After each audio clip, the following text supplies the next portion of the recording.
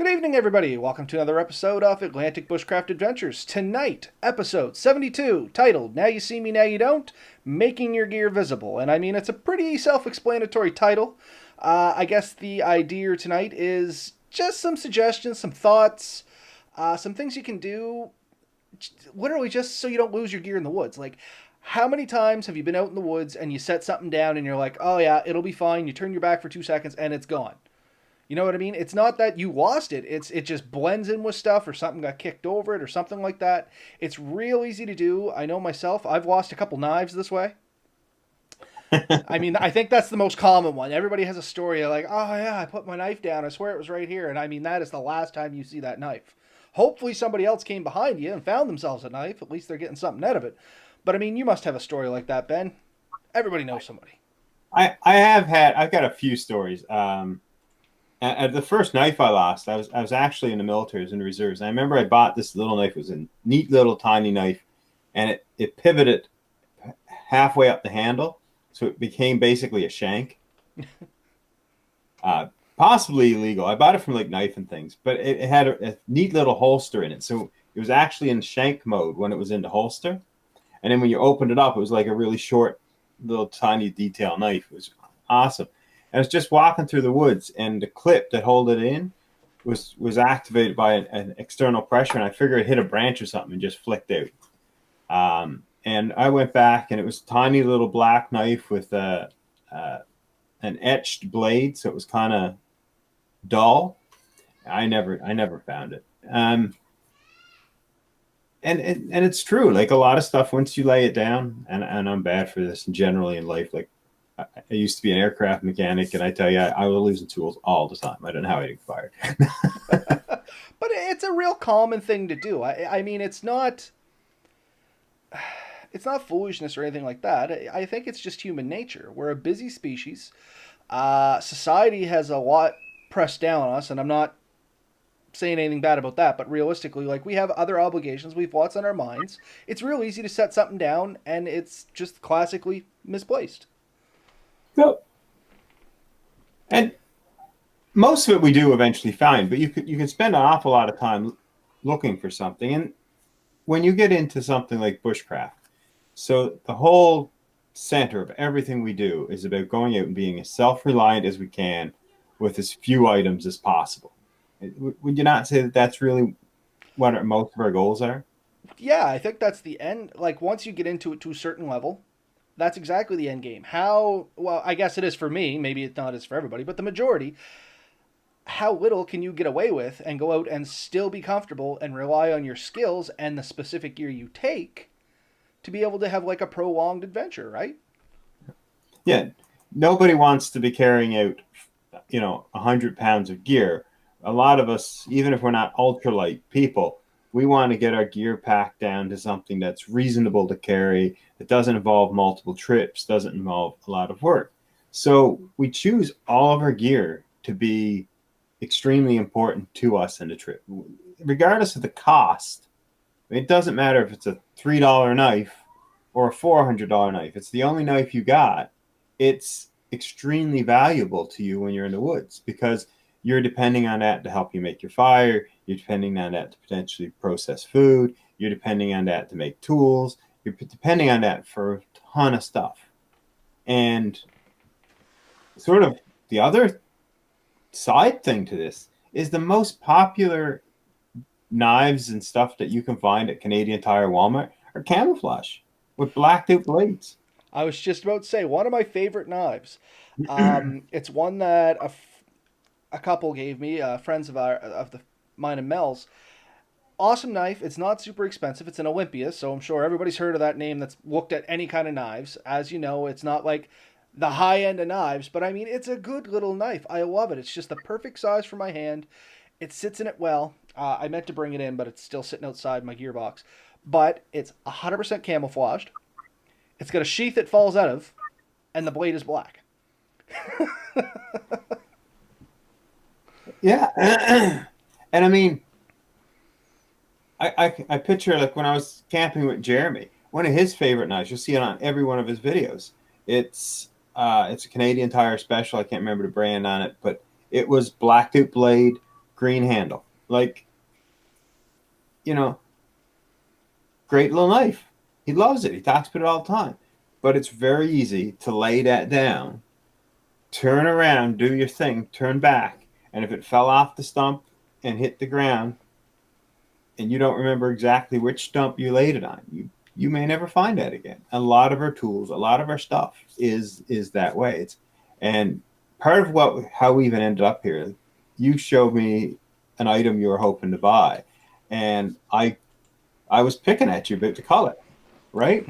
And I was making sensitive comments to you out of fun about it being very feminine, which, probably wrong of me. But besides the point, it brought up a really good point. Something we thought was important here is that something like that is going to stand out. You walk by the woods, you lay that down. It's unnatural. It doesn't belong there. You're going to see it. It jumps out at you, and that's a key point of what we want to talk about. You want to find items or make items jump out at you. You want them to stand out. And it could be tying a red ribbon to them. It could be painting them a very bright color. You make them very shiny. There's a lot of methods. Glow in the dark. If you can make them glow in the dark, that'd be great in the evening. And yeah, and like I said, you hit the nail right on the head there. It is how to make your gear stick out, and you mentioned some great ones there. So I guess let's start with breaking that down. So we keep using knife as an example, and I think that's just because classically that's the number one thing people misplace. I mean, I don't have any statistics to back that up, but just from word of mouth, everybody I've talked to in the bushcraft community, everybody has lost at least a knife. Next followed up would be like an axe or a saw. It always seems to be a cutting utensil for whatever reason, unless you count like your cutlery or Fire things like steels. that. Yeah, fire steels. That's a big one too. And actually, I probably lost more than those than knives. You're right, because they're tiny Well, and they're already black. there's at least two guys from the series alone that I've watched that went home because they laid their fire steel down and couldn't find it. You know, and it comes right to that point is they went into the woods. I mean, you had in their case they were only allowed 10 items. We talk about this fairly regularly. You love the expression one is none, two is one. Trying to keep your gear small and compact means not taking 2 and 3 and 4 of everything. And if every item you have is very valuable to the trip, to the experience, making sure you don't lose it becomes of the utmost importance. And I lost a tent peg last year. It wasn't the end of the trip. I can make a tent peg, but that bugged me. It still bugs me. I still think about it. Like, where did that tent peg You go? lie awake at bed at night, wondering, having nightmares about the missing tent peg. Do you got the It's not comments that. open by chance, Ben? No. Okay, we're gonna have to watch ourselves. Jeremy's actually on tonight. Gosh. But yeah, so one of the things that Ben mentioned, and I mean it's probably the easiest, straight up, is painting. Um, and I mean, painting's easy to do. Anybody can really do it. You can go to Canadian Tire and buy a rattle can. Doesn't have to be any kind of fancy paint, but there are some keys to painting. One is what you're painting, and we're not going to get into how to paint things because I think there's probably many more better videos on how to paint a specific surface than we could ever cover in this little video of ours here tonight. I mean, if it's going to be metal, there's videos on how to paint metal. If it's going to be wood, there's videos on how to paint wood. If it's plastic, like the sky's the limit. Somebody can probably explain that better than Ben and I ever could because we're not professional painters. But the key to this is get a paint that's going to be potentially high visible. And if you don't want to be high visible, because there is some people out there that do like stealth camping, we've talked about this in the past too, Ben. Yeah. Just something that sticks out from where you're going to go. Have a little pre-thought, and if you're going to go to a specific area and you know there's a lot of a certain type of shrubbery, or in our case, I'll use the waterfall, there was a lot of pine needles, so you're going to have a lot of greens and browns. Maybe pick a color that's not going to be akin to that. You know what I mean? Maybe a bright blue or something like that. That may not stick out as much as hunter's orange or fluorescent green or something like that. But it's still going to show itself against the contrasting background a little bit. And that's going to be the key to mostly everything we talk about here tonight. We're just going to kind of hopefully break it down and get your guys' gears cranking a little bit more if you haven't thought about this. Would you tend to agree with that, Ben? Oh yeah. But you mentioned not mentioning paint, but I kind of want to throw this out there just because Well, no, be my guest. Jeremy's I'm listening. not a painter, more specifically. Then. But I think if you contact Jeremy, he's got lots of nail polish he can help you out with it. But no, nail polish is actually a great one. I have 3 daughters and a wife, so there's tons of nail polish around, and you get all kinds of fancy, bright colors and shiny colors and metallic colors and stuff. So it's an easy thing. You can just paint a piece of it, part that would stick up. That sticks to almost anything. It's designed. Speaking of the girls, Yeah, I'm gonna go strength. No, I'm gonna go close the door. all right, fair enough.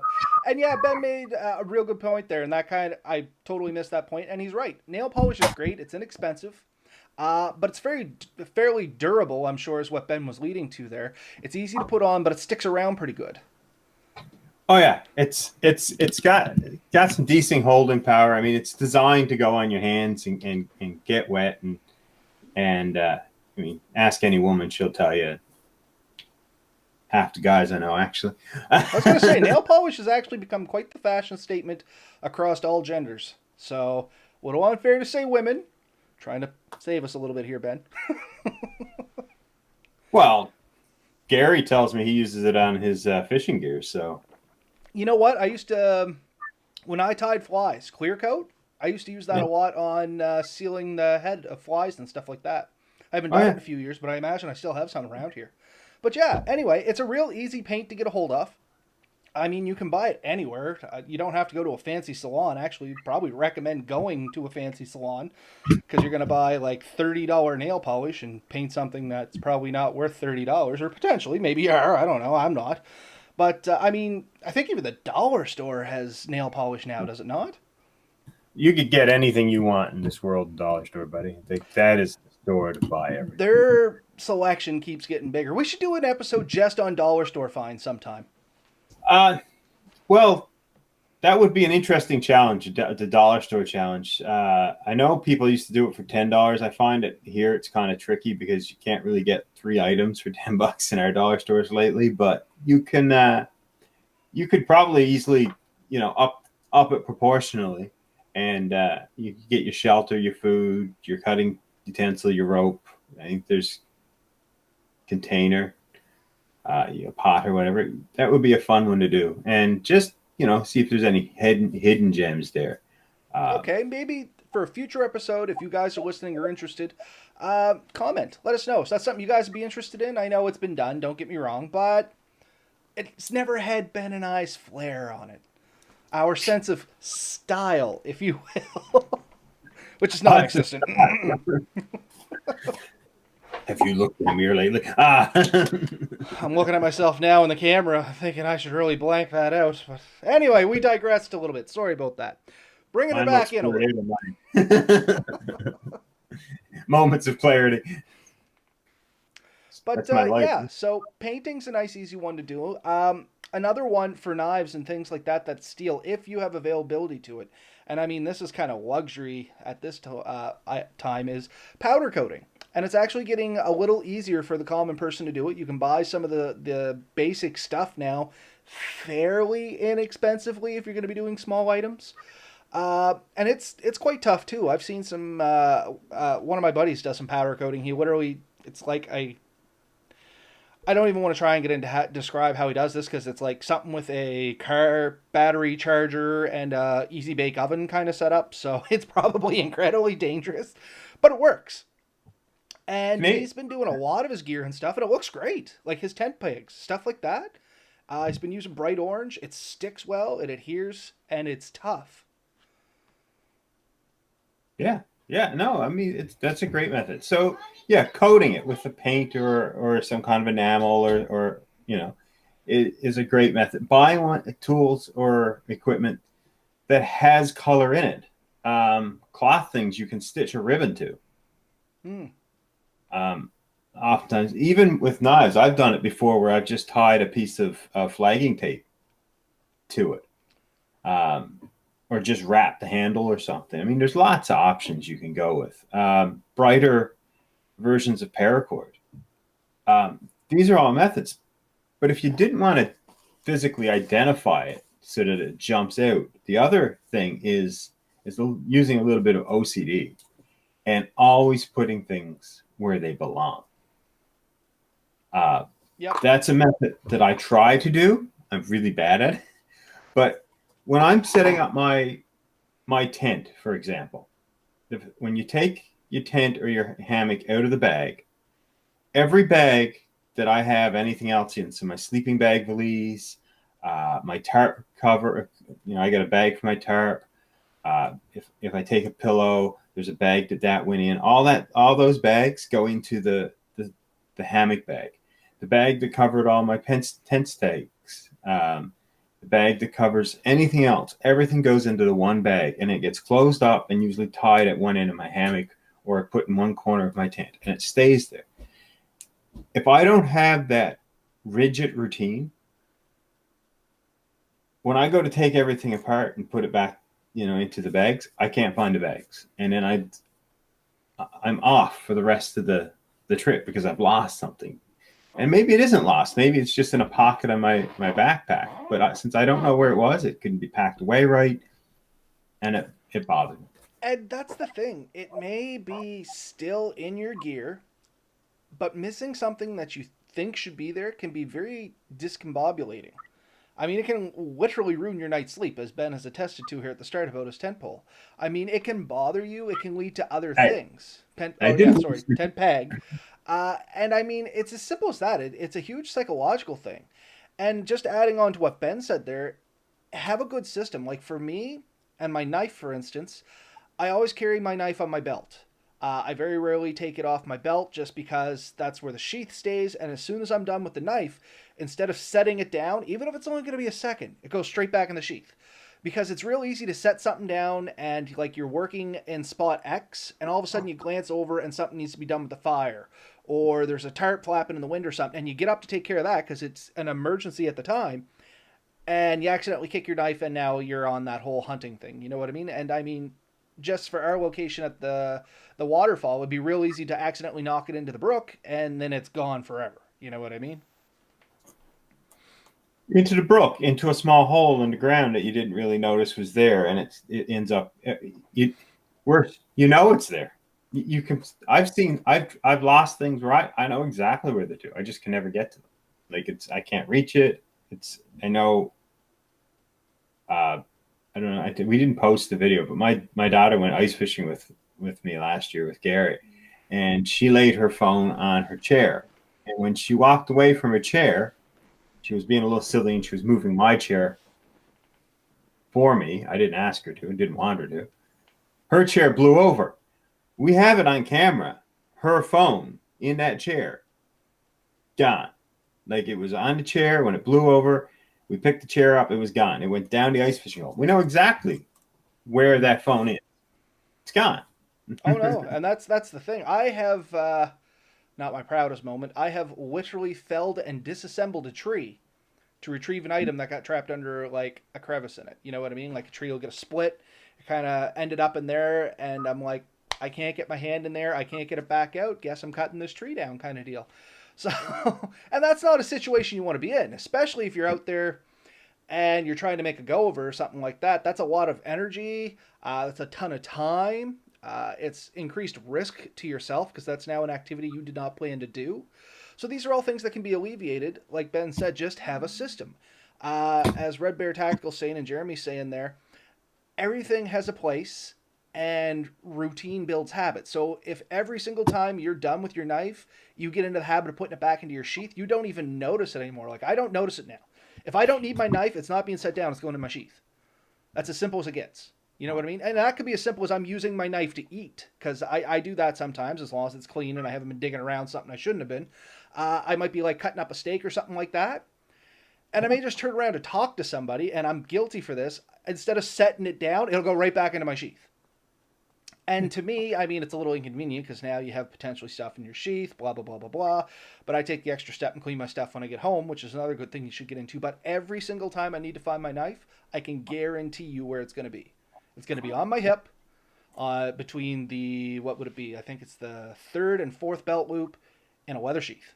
You know what I mean? Like I have a system specifically for that item. I have a system specifically for my fire steel. And that's another thing I was going to talk about here. I tether it. My fire steel is tethered to my bag when I'm walking around, and when I go to use it, it's tethered to my wrist.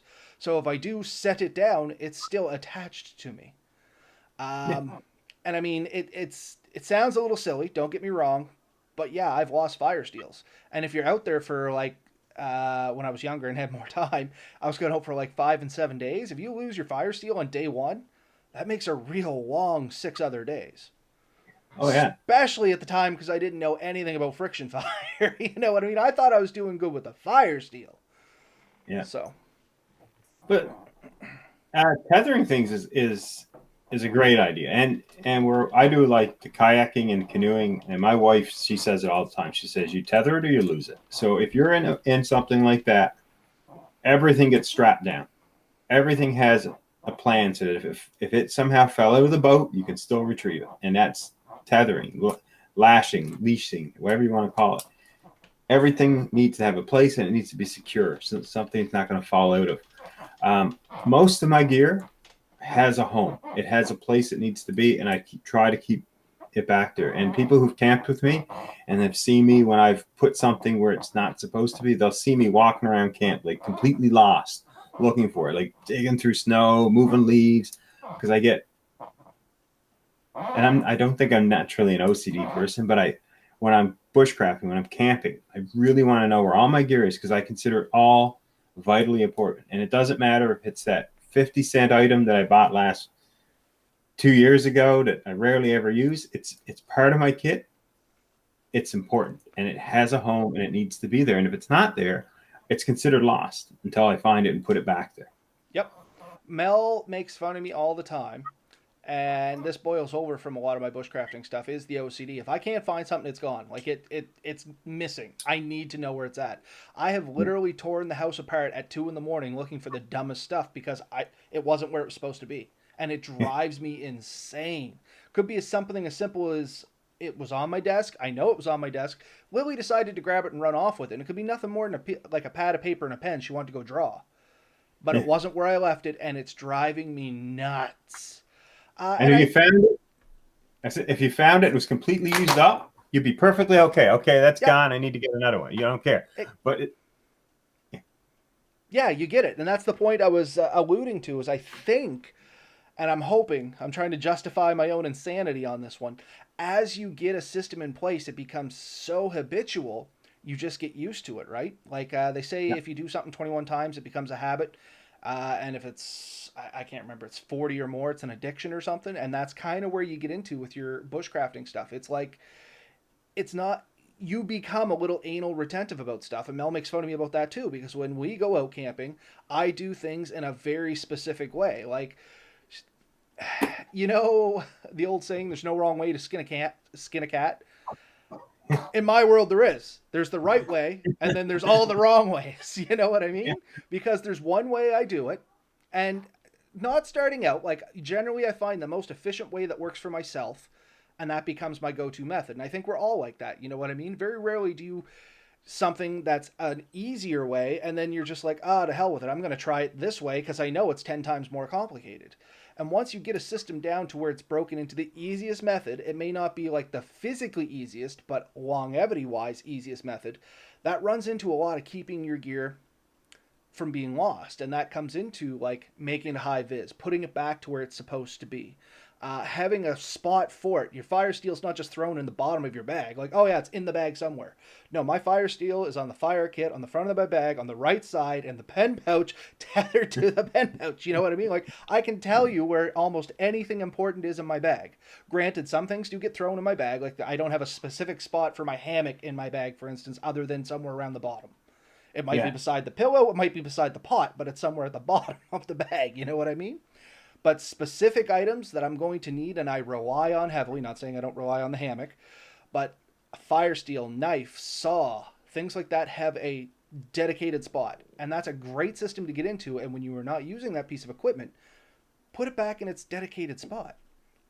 And it'll always be, theoretically, it'll always be there for you. And this is where and it's why we get along pretty good camping. And I think if you camp with another bushcrafter, they understand immediately, right?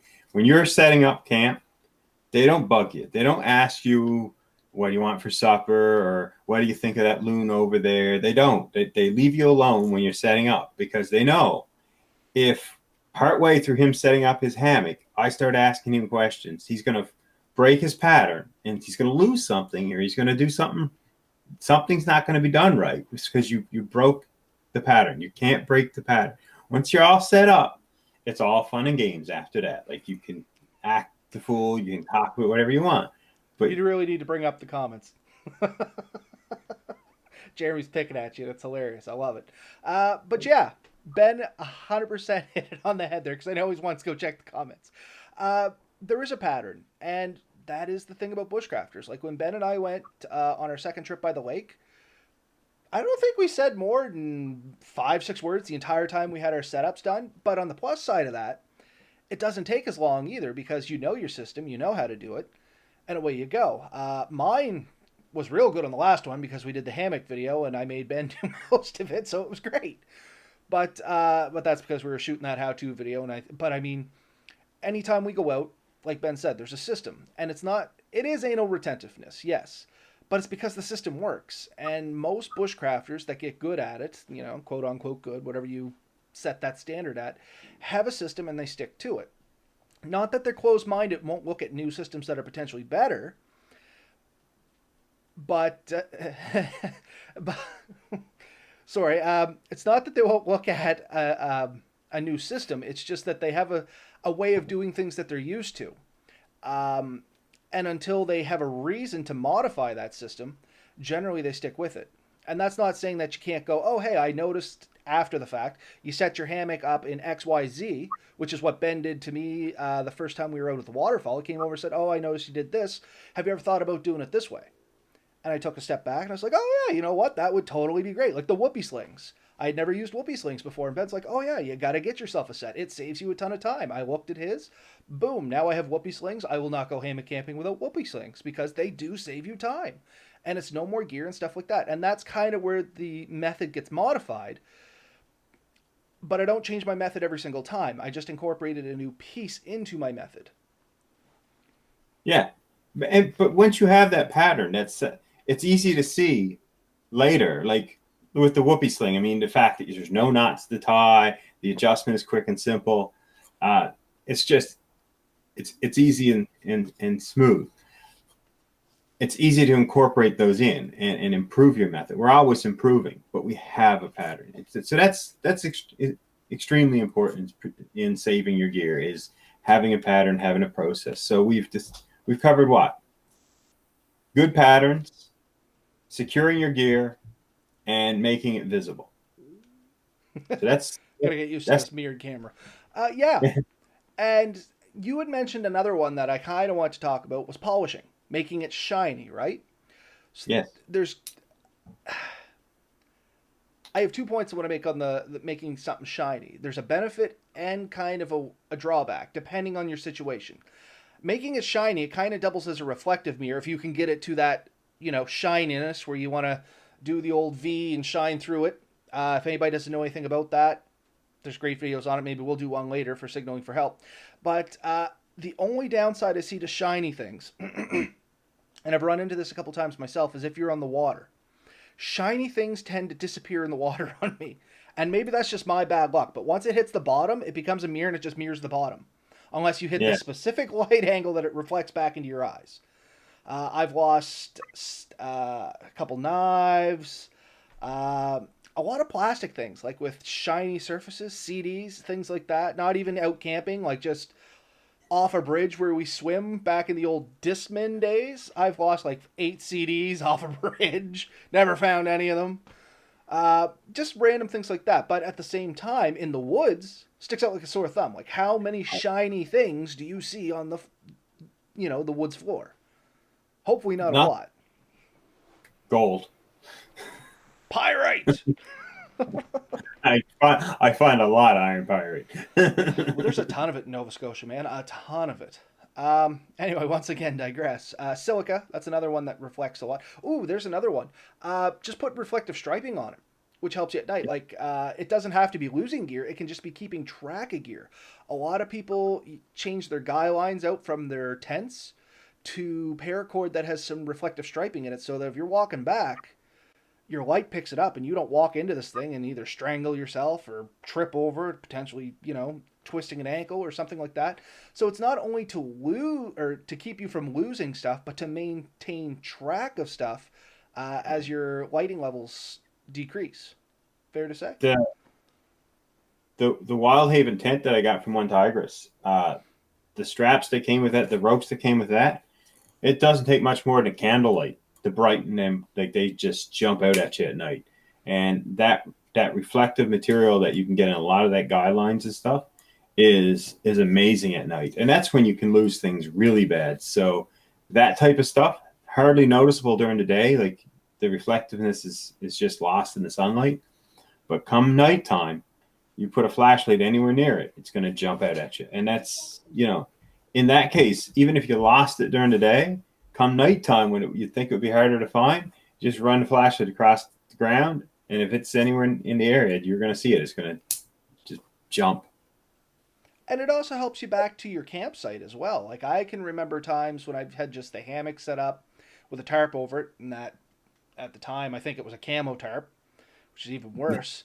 And you'd be a little ways away, and you're not really lost from your campsite, but you're half asleep. You just went out to take a leak or something like that. And you're like, oh, where is that? And your light shines across it, and it's like, boom, fireworks off in the middle of the woods. Oh, there it is. You know what I mean? Like, this Yeah. stuff really catches the light from a long distance too. Because I've wandered off in the middle of the night, like I heard a sound, and I'm like, oh, I think that's XYZ animal. I wonder if I can get a look at it. And off you go chasing that thing, and all of a sudden you notice you're a couple hundred meters from your camp. You know the area, so you're not too worried. But you're like, it was somewhere around here. You shine the flashlight, even from 200 meters away, you pick it up. You know what I mean? Yeah. No. So, I mean, those are some of the big methods. Things should have a home. Get into good patterns. Make things that are potentially lost more visible. I mean, it's for the most part common sense, easy stuff. There are things you can do in addition, like you can buy like the glow in the dark style paints, put on things that would kind of help you in the twilight time. They don't last super long, But but if you have a UV light like you did on yours, they light back up. And just before we go too far, I have a message from Jeremy, and I want to see if I got this right. Ben, check your phone. I had checked my phone. It's just the way it came through. You'll see. Anyway, of your friction fire techniques. Yeah, no problem, Jeremy. You and I in bed, we have to hook up sometime and have a few wobbly pops and a chat, and we'll go over some friction fire stuff. I'm trying some new things, and having really good luck with it. And I think it's kind of neat. I'm going to be doing, hopefully, some videos for it in the next little while, providing I can actually get time to continue doing videos. But that's another story. Jeremy was asking about some of the friction fire methods he wants to pick up, and I've been working on a couple that I've seen other people do, and I think I've got them down to a good science. A fire plow method that's really reliable, which is hard to do in Nova Scotia, because we don't really have the stuff in Nova Scotia to make a decent, reliable plow fire. Just because you need super dry stuff, you have to have super specific types of wood. I mean, I'm sure there's somebody out there that's better than me that can be like, oh, you use anything, and off you go. And cool. I have to have very dry wood. I have to have very specific types of wood. And, but no, this new method, and it's not really a new method. People have been doing it a lot, but new method I'm trying.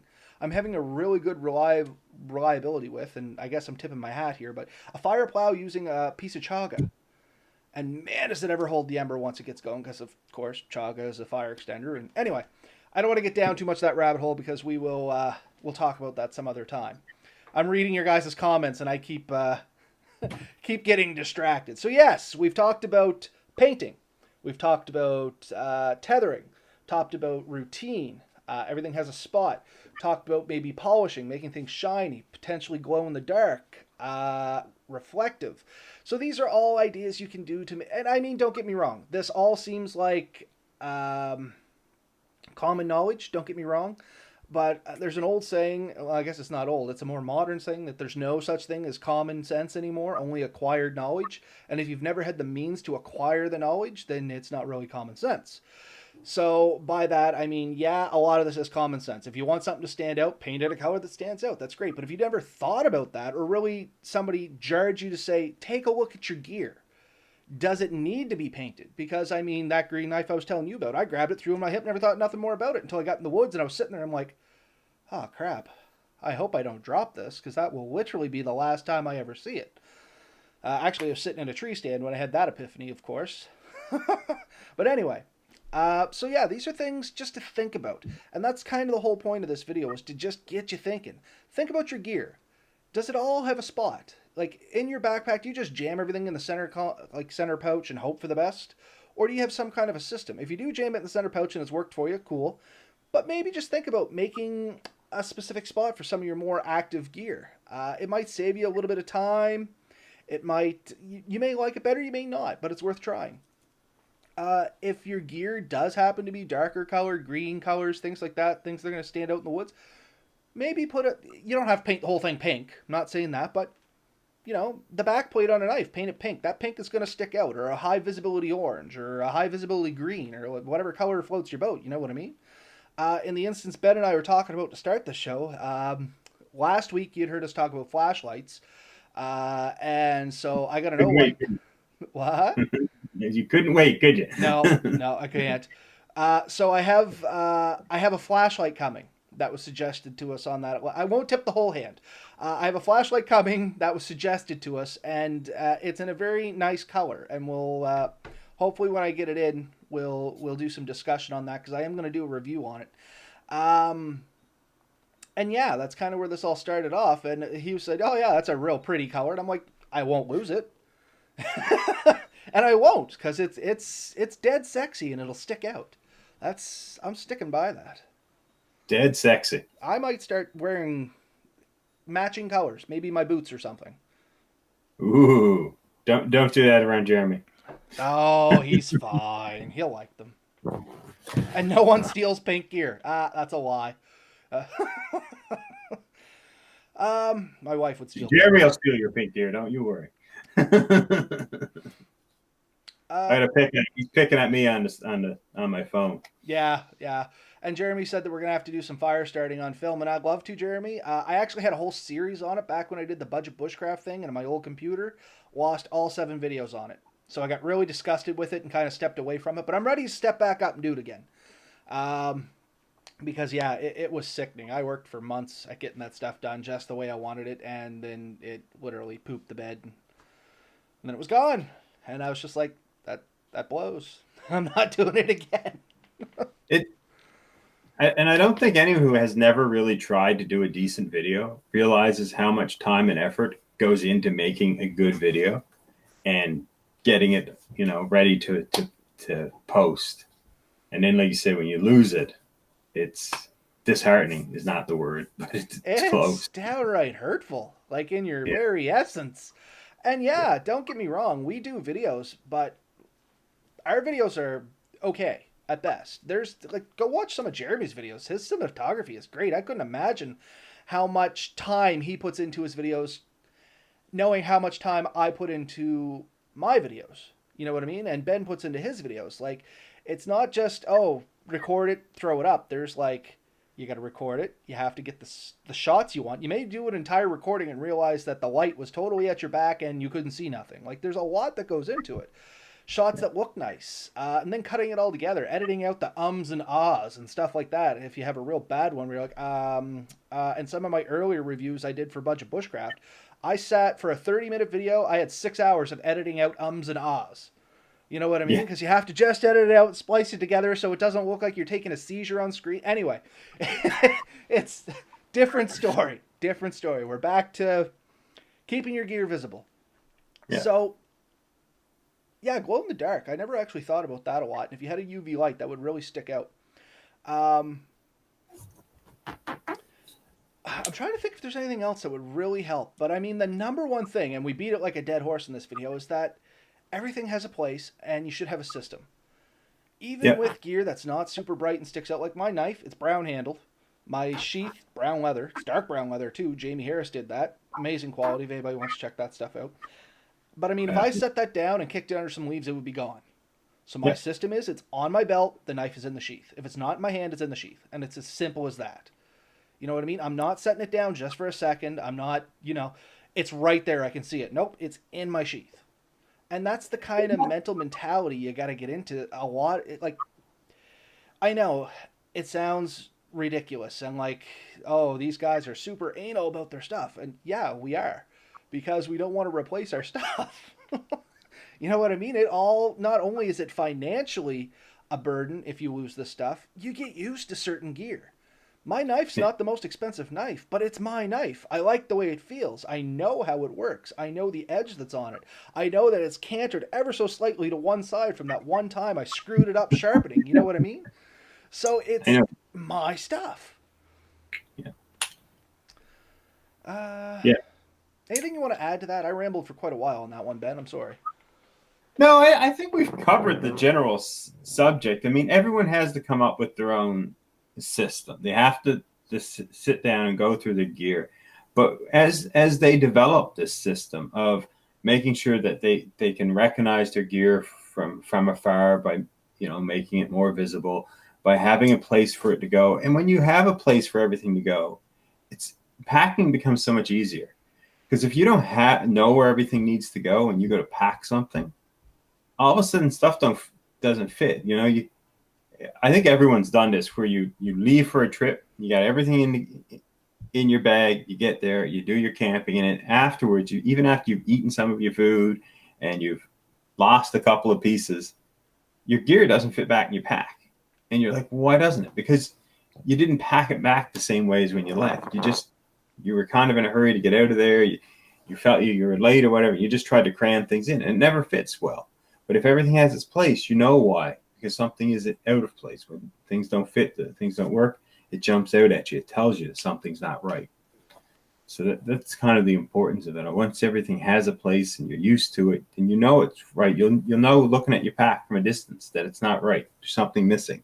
It won't sit right. It won't look right. It won't feel right. When you pick it up, it'll be evident. And even as little as something like your fire steel. If you know your fire steel is supposed to be in that one location, you go look at your bag and it's not there, it'll jump at you. The same thing as if, it was on fire. Yeah, no, and it's 100% true. Once you get used to something, you're used to it.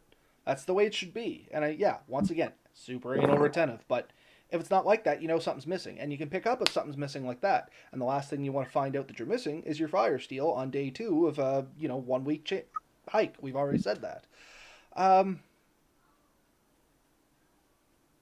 Oh, yeah, that sucks. I've done that. Lost a micro SD card, or I lost a whole camera, actually. I had this tiny, I think it was a Vito Pocket 720 that I used to use for video in video because it would always be small. Anyway, I set that down somewhere. It's still out in the woods. Couldn't find it. I set it down, walked away, gone. But I guess one of the last things we can talk about, and this one's kind of a no-brainer, but not a no-brainer, is when you're buying the equipment, you could always buy it in a color that sticks out.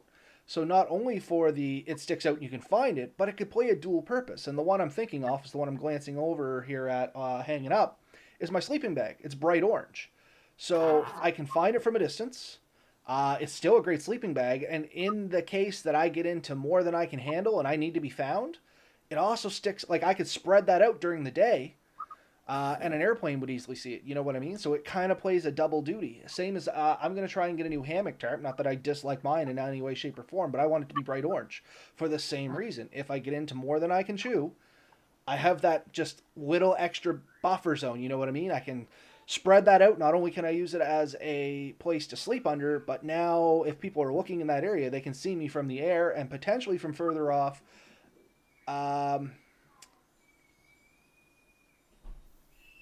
I think my kid's alive. I'm not sure. Potentially, if what was I saying? Yeah, they could see it from further off than if it had been like black, like the one I have. I love the one I have. Don't get me wrong. I've eyed up the one that Ben has, and I like the extra tie outs on it. So I think I'm going to look for one of those in orange. I have the. I don't know if you've seen it. I know Jeremy's seen it. I have the Mech Guide Steel Nylon tarp. It's candy apple green. Yeah, and I mean that's a Uh, nice bright color to stick out usually. it is. Maybe like in aspen trees, it would kind of blend in with the underside of the leaves, if you know what I mean. It's Yep. it's it's almost that kind of color. But for the most part, it's green. From a distance, it doesn't jump out at you horribly bad. But when you're within 100 meters or so of it, it's pretty obvious that it's a slightly unnatural color. Uh, so that's a good one. It doesn't have to be, like you said, ridiculously bright or obnoxiously colored. But sometimes, and maybe that's a weird word to use for it, but sometimes obnoxiously colored, non natural colors have that great advantage to it. Um, and I've seen some response on it, like sometimes, like, tactical gear. That's one that's kind of guilty of that. But even like the traditional guys, the guys who like the tanned leathers, like you said, the the sheath that you had that was made of leather from Jamie Harris. If you go with your traditional muted earth tones, they're all, although not camouflage, they're earth tone. They blend in with the environment very easily, and it's nice. It's aesthetically pleasing, but it does have a slightly increased risk of losing it. So, uh, I don't know how else to say it. I guess, Looked like the but wheels were turning. I didn't want to step in there. I kind of thinking about, like, with me, when I get to a site, you've seen me do it. I hang my pack in a tree. Yeah, You don't and you don't see I mine very often.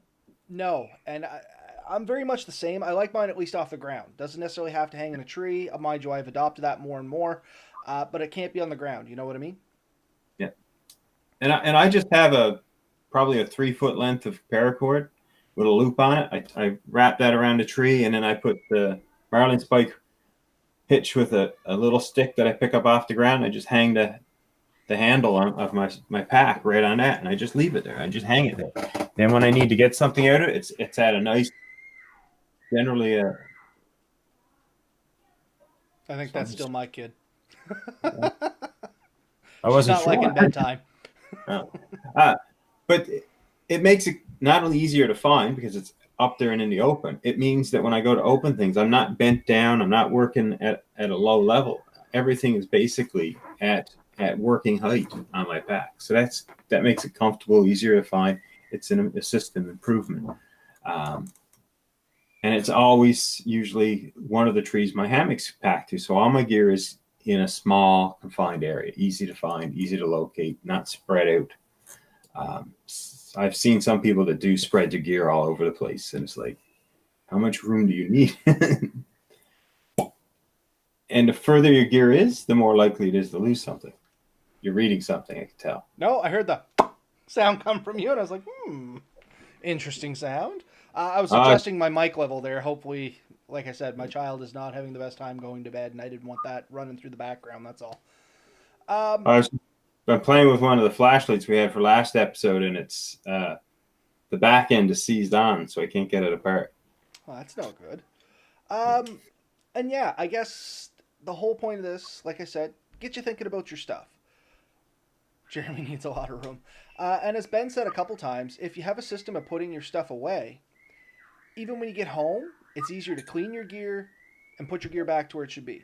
Like my gear has a spot even here in the house, over on my shelving unit here. I got my sleeping bag hanging, and I have 3 or 4 shelves there, and my shelves are specifically laid out for specific gear. So if I want to grab different setups for different getaways, it doesn't take me like 5 days of planning. I can just go up and go, okay, I want my ultralight cook kit, I want my ultralight sleeping bag, I want my whatever, and off I go.